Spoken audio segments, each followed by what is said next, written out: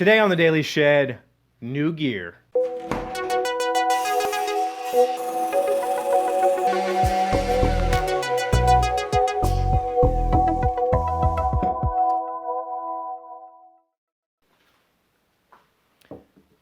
Hello friends, it's Friday, which is normally by day here on this show. A day off for me in which I let you provide the content by asking me questions or suggestions and taking mail.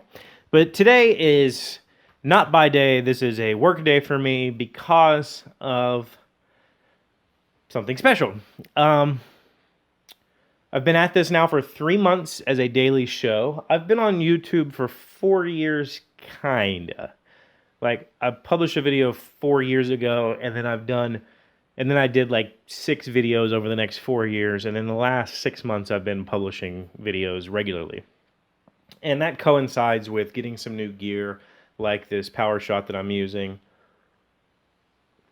and my tripod stands, my flexible tripod, all that stuff. Well, lately I've been in the creator community, which is like a YouTube lounge for YouTube creators, where we can chat and talk about how to grow our channels better, set up collaborations, set up meetups, learn about YouTube events that we can attend, that sort of stuff. And there's a lot of discussion there, and a lot of discussion lately has been, how many followers do you gain each month? How long is it going to take me to get to 10,000, or how long is it going to take me to get to 100,000? Why do you guys do this? How do you find the motivation to continue, even though your subscriber count's low? Blah, blah, blah, blah, blah. And you know what? It made me think a lot about how I feel about this show, how I feel about connecting with you guys through this medium, and I absolutely love it. I am not here because I want to make money. I want to make this my living. I'm here because I really enjoy turning this camera on every day, talking to you, and kind of just letting myself go for 10 minutes at a time. It's therapeutic. And the fact that I do have you guys following me, I do have people posting comments, sending me letters, all of that stuff is like just these little bits that make up the rest of the pie. But for the most part, I do this for me. And I bought this camera in January. It was expected I was going to use it for like a month or so to see if I would continue creating. And it was like I bought it on eBay. It's an old used camera. I paid like $50 for it. It's been amazing. It actually shoots really good quality picture. The big issue with it is I can't plug a microphone in, so I have to record on a separate audio device and sync that up. If you've been around for a while, you remember back in the beginning I had all this trouble with the camera shutting off after 10 minutes. So I have to start being like creative with the way I break the segments of the show up to beat that 10 minutes and all that stuff. Well, today that changes. Today, I got a package from the Ups man, and we're going to see what's inside.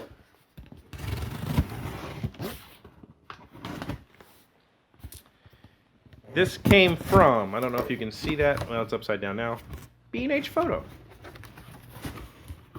B&H Photo, famous New York photo company.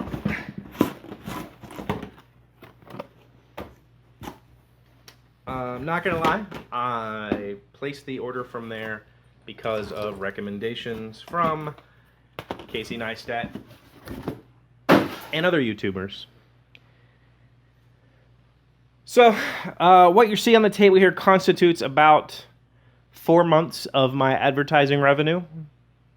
If that tells you anything about, what potential there is in YouTube. It's not a ton of money, but to me it's significant. It's allowed me to get a professional quality camera. This is a Canon EOS M3. It is a mirrorless, not a DSLR.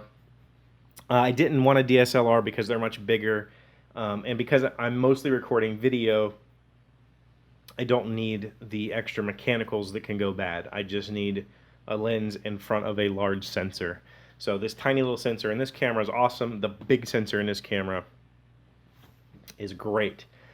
One little tip, if you're ordering from B&H and you're ordering something like a camera, this particular camera is about $550.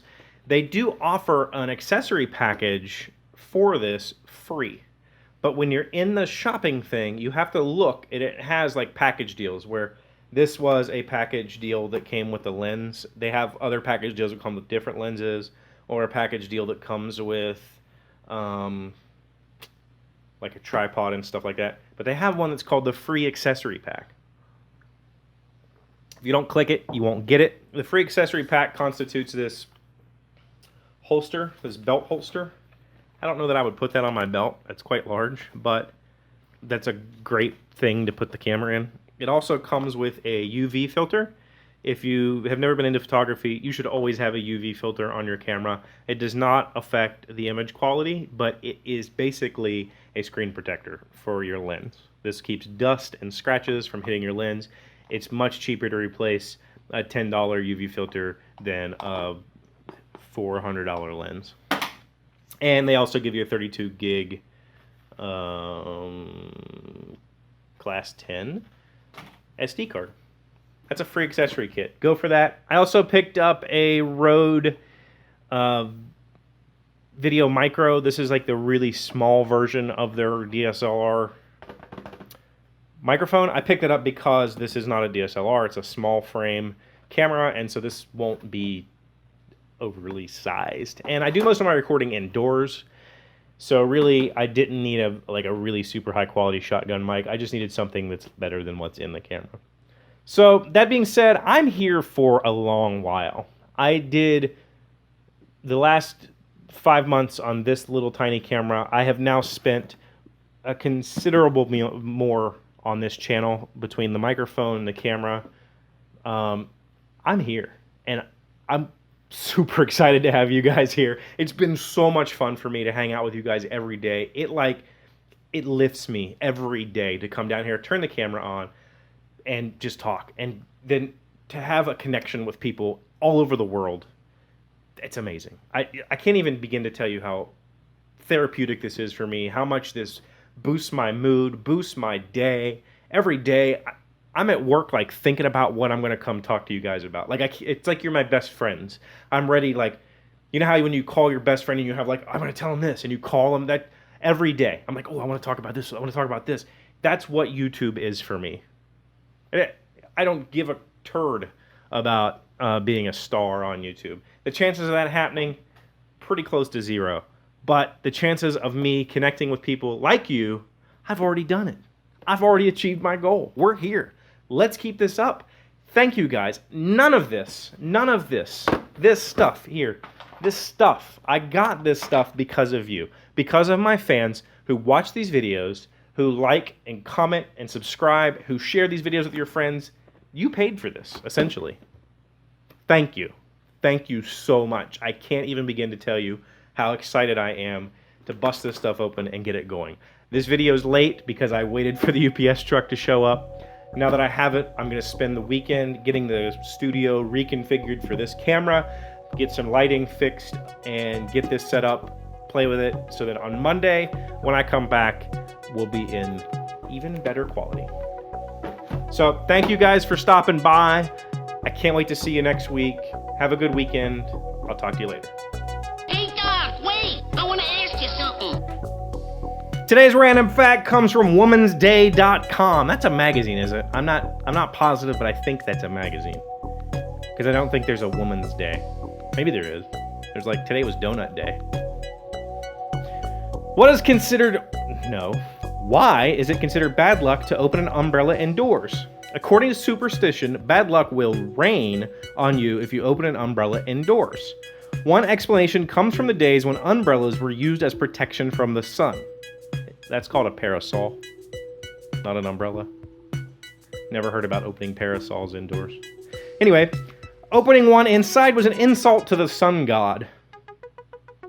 When we were still worshiping sun gods, did we have collapsible umbrellas? Somebody research that and tell me in the comments.